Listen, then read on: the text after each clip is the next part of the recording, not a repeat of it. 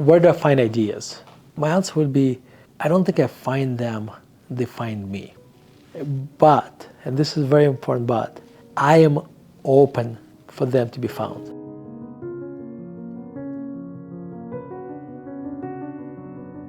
And I think this has everything to do with just one thing, me being a writer. Let me give you an example that's slightly different, but then we'll come back as a writer.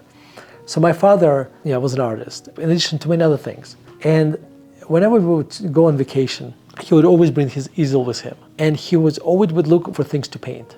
And he would do this. He would put his hands around him and look at the house, look at the mountain or whatever, and he would always look for things to paint. So he looked at the world through the eyes of a painter. Looking for beauty, he would always look for things to paint, right? So same thing happens to a writer. When you write every day, you start training your mind to look for ideas, for analogies. And you find these ideas if you're either you listen to comedy, you're talking to a friend, you're reading the book, and a lot of times these ideas come to you from completely unexpected directions. The key is to be open and to be looking for them all the time. Because these ideas around us all the time, they just come and pass us by. And so the key, I think, is this is why I think writing is so important, because it turns your brain into writer's brain, and the writer's brain helps me to find these ideas. Now, let's talk about investing. As an investor, you have an investor's brain, and so you constantly look for ideas as well. And whenever you see some kind of shortage, or whenever you see an opportunity, you think about which company will benefit from that.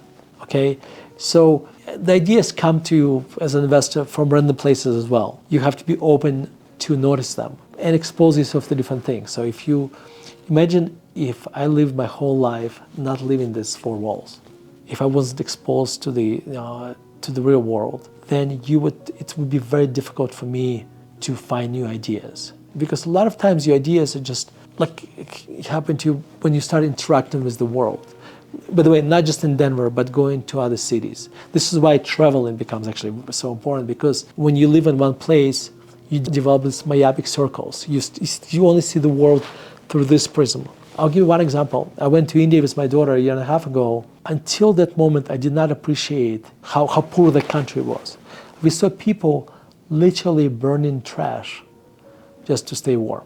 Now, when we talk about ESG and we talk about green energy, etc., and we want India and China to become green countries, well, those ideas you can only develop if you stay in this four walls air-conditioned office and you haven't seen how poor those countries are. This is the countries where if you burn trash to stay warm, you're not thinking about the quality of your air. You're just thinking about, I don't want to freeze. So, seeing that has changed my view on many different things.